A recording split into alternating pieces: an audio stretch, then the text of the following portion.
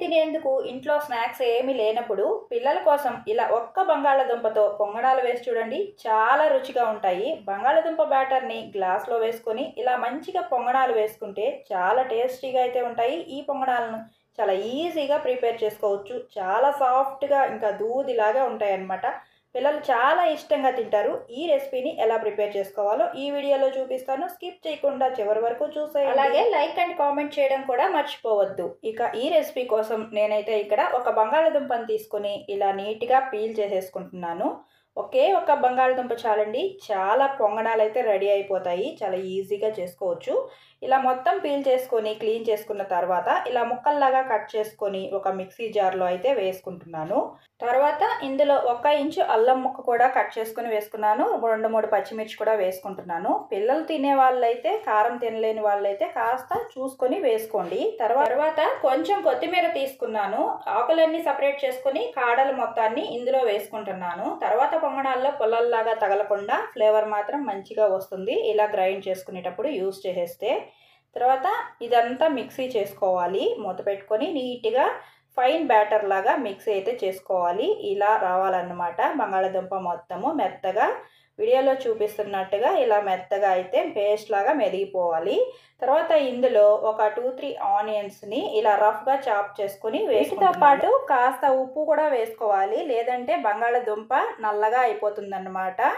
అందుకే కాస్త ఉప్పు వేసుకొని ఇలా కాస్త ఆనియన్ బరకగా వచ్చేటట్లుగా గ్రైండ్ చేసుకోవాలి. ఆనియన్స్ ముక్కల్లాగా ఉండాలండి, మనం కట్ చేసుకున్నట్టు. ఇలా కట్ చేసుకున్నట్టుగా ఆనియన్స్ రావాలంటే మన ఛానల్లోనే ఒక వీడియో ఉంది. ఆ లింక్ కూడా ఈ డిస్క్రిప్షన్లో ఇస్తాను. ఈ వీడియో కింద ఒకసారి చెక్ చేయండి.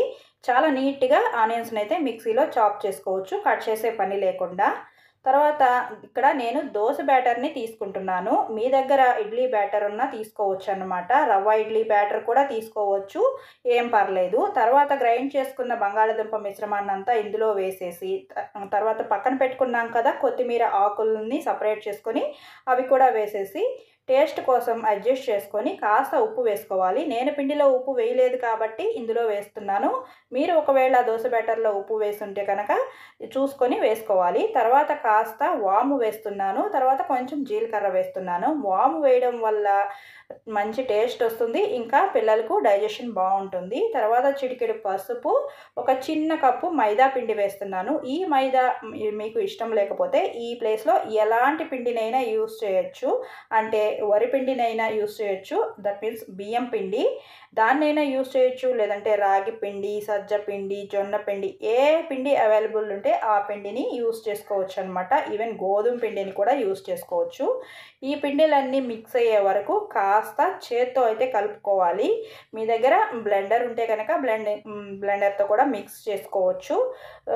అప్పుడే గరిటె పెట్టి కనుక మిక్స్ చేస్తే వంటలు కట్టేస్తుంది మనం వేసిన పిండి. అందుకే కాసేపు ఇలా చేత్తో వంటలు కరిగే వరకు కలిపేసుకొని మొత్తం వంటలు కట్టకుండా కలిసిపోయింది అనుకున్న తర్వాతనే గరిటె పెట్టుకొని కలుపుకోవాలి. ఈ ఛానల్ని కొత్తగా చూస్తున్న వాళ్ళు ఎవరైనా ఉంటే ఖచ్చితంగా సబ్స్క్రైబ్ చేసుకోండి. మీకు యూజ్ అయ్యే మంచి వీడియోస్ అయితే ఈ ఛానల్లో ఉంటాయి. ఇంకా మనం రెగ్యులర్గా చేసుకునే రెసిపీస్ని టైం సేవ్ చేసుకుంటూ ఎలా ప్రిపేర్ చేసుకోవాలో కూడా మంచిగా టిప్స్ అయితే ఉంటాయి. ఖచ్చితంగా సబ్స్క్రైబ్ చేసుకోండి. స్కిప్ చేయకుండా వీడియోస్ని అయితే చివరి వరకు చూడండి. లైక్ చేయండి, కామెంట్ కూడా చేయండి. తర్వాత బ్యాటర్ని మొత్తాన్ని ఇలా నీట్గా గరిటె జారుడు వచ్చేదాకా కలుపుకోవాలన్నమాట.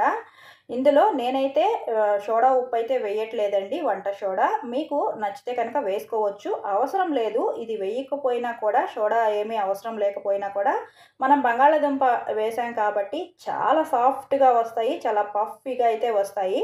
బ్యాటర్ని అయితే ఇలా ప్రిపేర్ చేసుకోవాలి, మరీ లూజ్గా అయితే ప్రిపేర్ చేసుకోవద్దు. తర్వాత స్టవ్ మీద పొంగనాల ప్యాన్ అయితే పెట్టుకొని కాస్త ఆయిల్ తోటి ఇలా గ్రీస్ చేసుకోవాలి. కొంచెం ఆయిల్ని అయితే అప్లై చేసుకొని తర్వాత మనం రెడీ చేసుకున్న బ్యాటర్ని ఇలా ఒక గ్లాస్లో వేసుకొని కనుక పొంగనాలు వేసుకుంటే చాలా మంచిగా అయితే పొంగనాలని వేసుకోవచ్చు. ఎందుకంటే మనం గరిటెతో పొంగనాలు వేసేటప్పుడు ప్రతి పొంగనం వేసేటప్పుడు గరిటెలోకి పిండిని తీసుకోవాలి. ఆ పిండి కాస్త జారి కారి ప్యాన్ మొత్తం చుక్కలు చుక్కలుగా పడే అవకాశం అయితే ఉంటుంది కదా. అలా కాకుండా ఇలా ఒకటేసారి గ్లాస్లో కనుక వేసేసుకొని ఇలా వేసుకుంటే చాలా ఈజీగా చేసుకోవచ్చు, నీట్గా ప్రిపేర్ చేసుకోవచ్చు.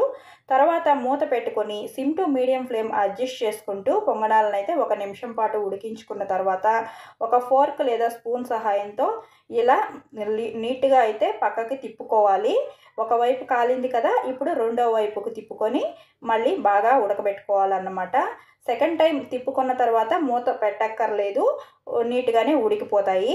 మూత పెడితే మరీ సాఫ్ట్గా అయిపోయి పై లేయరు చాలా మెత్తగా అయిపోతుంది ఆవిరి నీళ్లు పడడం వల్ల.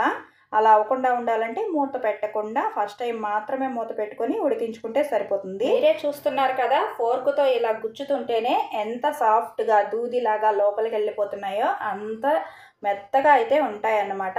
చాలా రుచిగా చాలా స్పాంజీగా ఉంటాయి. పిల్లలు చాలా ఇష్టంగా తింటారు. ఈవెన్ పెద్దవాళ్ళకు కూడా చాలా ఇష్టపడి తింటారన్నమాట. చాలా టేస్టీగా అయితే ఉంటాయి. అన్నింటినీ ఇలా పక్కకు తీసేసుకొని ఇదే విధంగా మీరు కలుపుకున్న బ్యాటర్ మొత్తాన్ని పొంగనాల్లాగా ప్రిపేర్ చేసుకోవాలి. తర్వాత వీటన్నింటినీ ఒక ప్లేట్లోకి సర్వ్ చేసేసుకుంటే చాలా టేస్టీ పొంగనాలు అయితే రెడీ అయిపోతాయి. చూడండి ఎంత స్మూత్గా పఫీగా ఉన్నాయో. వీడియో నచ్చితే లైక్ చేయండి, సబ్స్క్రైబ్ అండ్ కామెంట్ చేయడం మాత్రం మర్చిపోవద్దు. Bye friends.